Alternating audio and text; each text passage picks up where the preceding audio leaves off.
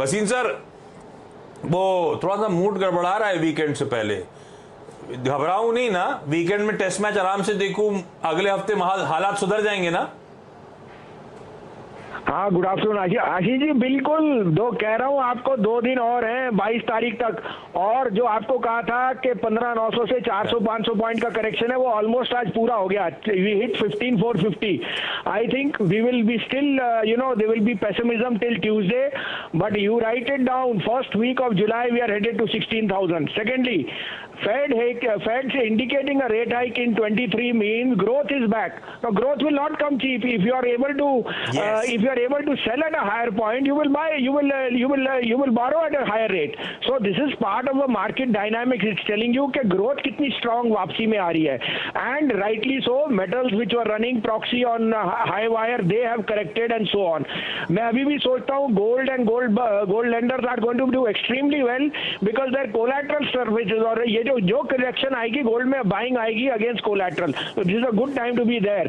अब मैं 2-3 नाम लूंगा, लेकिन आशीष जी, बिकॉज वॉलिटिलिटी है, स्टॉप लॉसेस भी हो रहे हैं, आप इनका पोर्टफोलियो बनाइए, और मानिए अगले 10 दिन के लिए बनाएंगे अगर आप सिप करके, तो जुलाई 7 के बाद आप बोलोगे we are laughing our way to the bank. आप कहें तो मैं शुरू करूं?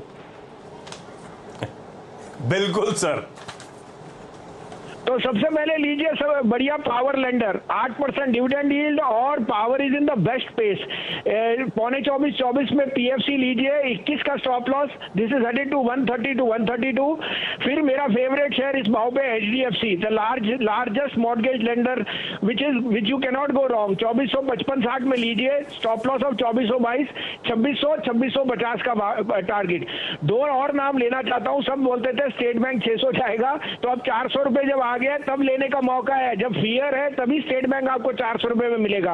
और सन फार्मा, अगर आप एक्सपोर्ट अर्निंग्स पे आईटी को रीरेट कर रहे हैं, Sun is the largest earner in pharma on the export front, so buy Sun Pharma. Both the stocks I would recommend a SIP because the volatility in the next 10 days can give you a good average price.